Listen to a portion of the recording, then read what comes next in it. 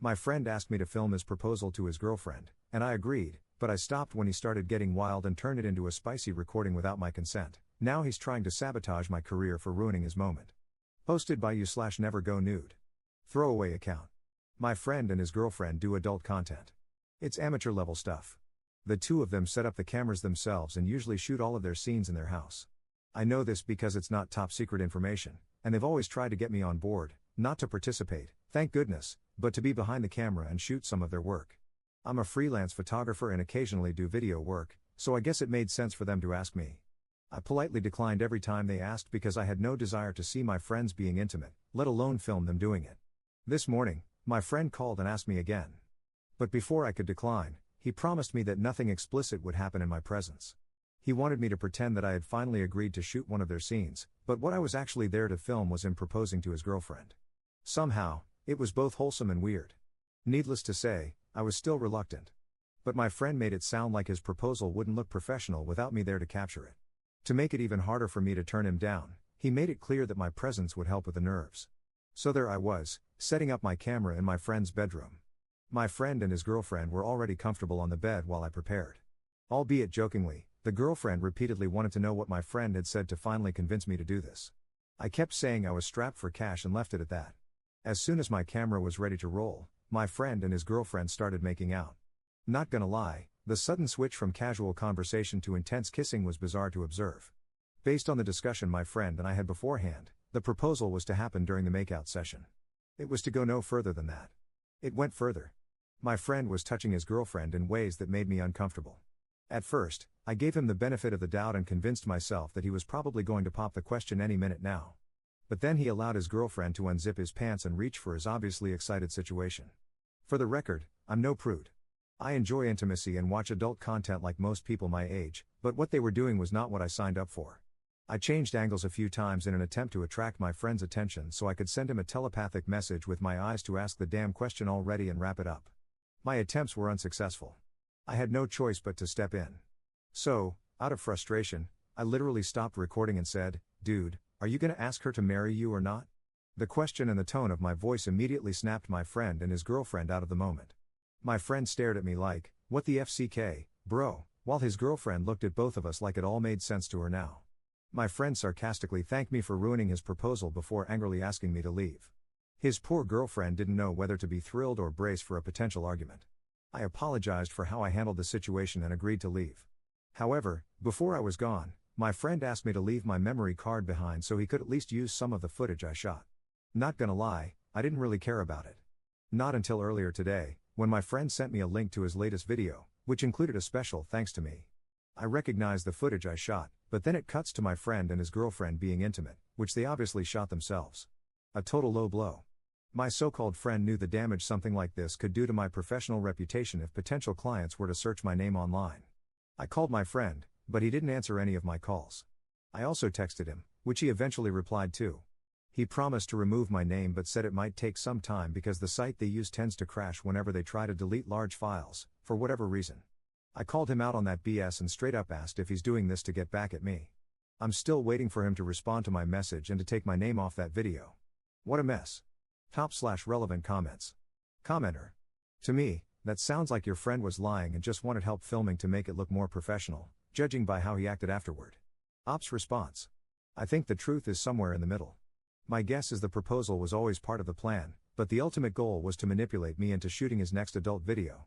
He probably counted on me being too polite to interrupt them at that point. Commenter 2. Listen, the first red flag was him repeatedly asking you even after you'd always declined. Like, WTF, man.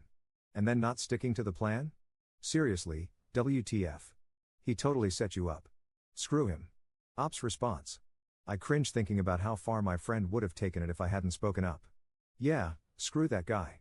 Update 3 years 6 months later.